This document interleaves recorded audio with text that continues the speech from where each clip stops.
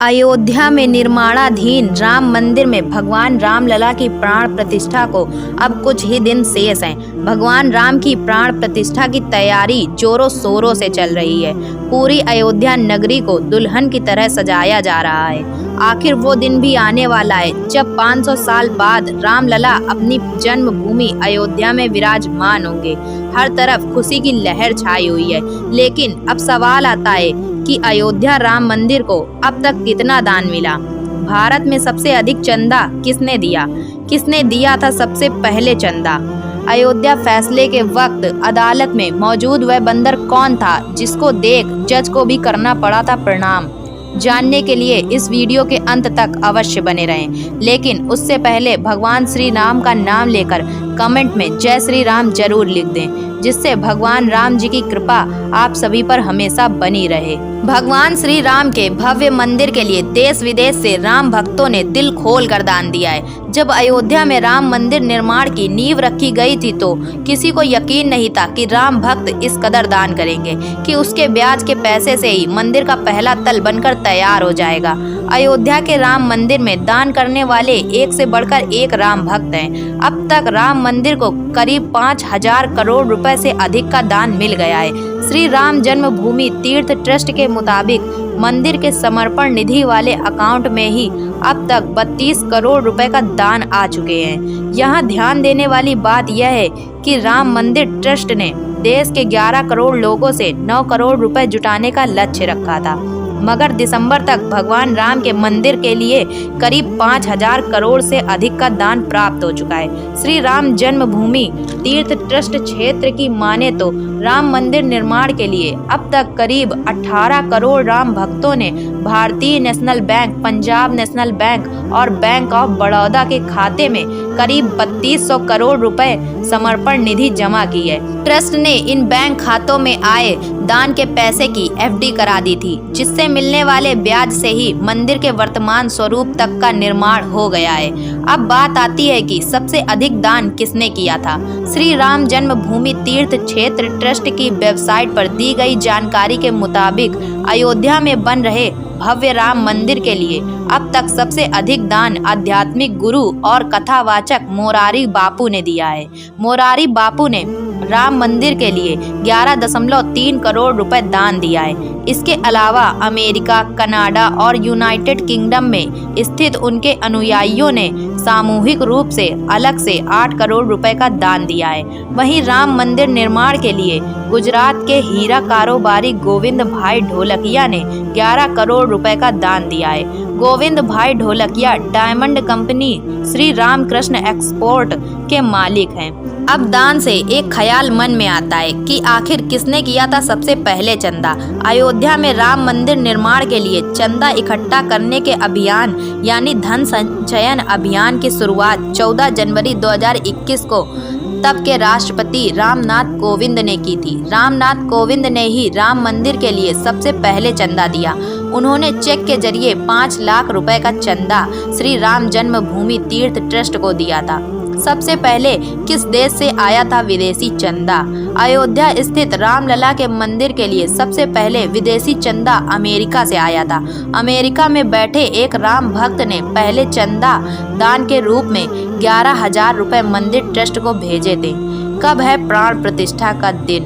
भगवान रामलला की प्राण प्रतिष्ठा 22 जनवरी 2024 को है। इस समारोह की तैयारी अब अंतिम चरण में है। रामलला की प्राण प्रतिष्ठा के लिए शुभ मुहूर्त का क्षण 84 सेकंड का है, जो 12:29:08 से 12:30:32 तक का होगा। भगवान रामलला की प्राण प्रतिष्ठा पीएम मोदी के हाथों होगी। इस दौरान गर्भगृह में पीएम मोदी के अलावा 4 लोग मौजूद रहेंगे। अयोध्या में सालों तक टेंट में रहने वाले रामलला अब अपने भव्य राम मंदिर में विराजेंगे। 22 जनवरी को राम भक्तों का इंतजार खत्म होगा। उसी दिन रामलला की प्राण प्रतिष्ठा होगी।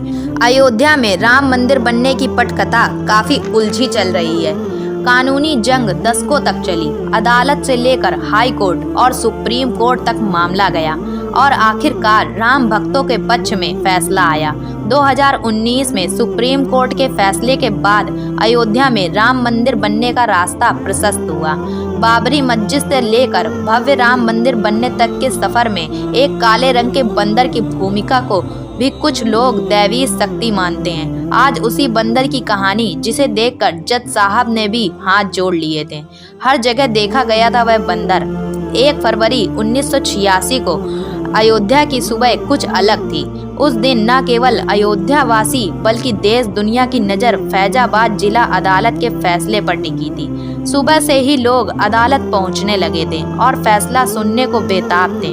पुलिस प्रशासन से लेकर आम लोगों की मौजूदगी से अदालत में पैर रखने की जगह नहीं थी। खचाखच भीड़ में अदालत में मौजूद लोगों की नज़र एक काले रंग के बंदर पर टिकी थी, जो फैसले के वक्त वहीं मौजूद था।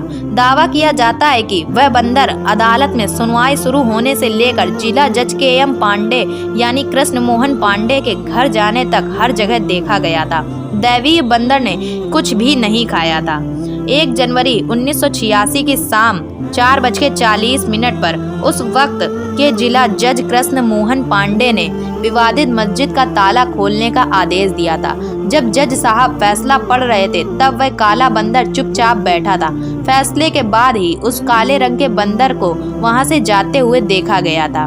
उस वक्त के जिला जज KM पांडे ने 1991 में छपी अपनी आत्मकथा वॉइस ऑफ कंसाइंस में लिखा था, जिस रोज मैं ताला खोलने का आदेश लिख रहा था, मेरी अदालत की छत पर एक काला बंदर पूरे दिन फ्लैग पोस्ट को पकड़कर बैठा रहा। वे लोग जो फैसला सुनने के लिए अदालत आए थे उस बंदर को फल और मूंगफली देते रहे, पर उस बंदर ने कुछ ना छुआ और ना कुछ खाया, चुपचाप बैठा रहा। मेरे आदेश सुनाने के बाद ही वहां से गया।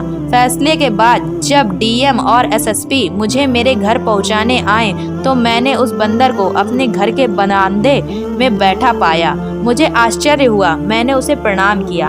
वह कोई दैवीय ताकत थी।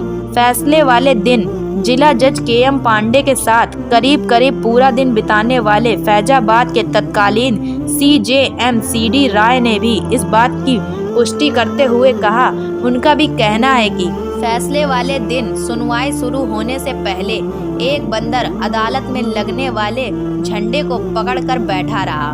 जज साहब जब अदालत में दाखिल हुए तो उनकी नज़र उस काले रंग के बंदर पर पड़ी और वहां उसे भगाने की कोशिश भी हुई, मगर वो बंदर वहीं झंडा पकड़े खड़ा रहा। रिटायर्ड जज पांडे उस काले बंदर को कोई दैवीय शक्ति मानते हैं और उन्हें लगता है कि कुछ हद तक उनके फैसले को उस बंदर ने जरूर प्रभावित किया। जब फैसले वाले दिन वह घर गए थे तो उस कोर्ट रूम वाले काले बंदर को देखकर हतप्रभ थे। हालांकि उन्होंने उसे कोई दैवीय शक्ति मानकर प्रणाम किया था। हालांकि ऐसा दावा किया जाता है कि फैसला सुनने और ताला खुलने के बाद उस काले बंदर को कहीं नहीं देखा गया। दोस्तों, ऐसे राम मंदिर से जुड़े हुए अपडेट के लिए हमारे channel unique fact bye Manali miss you को अभी सब्सक्राइब करें और वीडियो पसंद आया हो तो वीडियो को लाइक करके ज़्यादा से ज़्यादा लोगों को शेयर करें।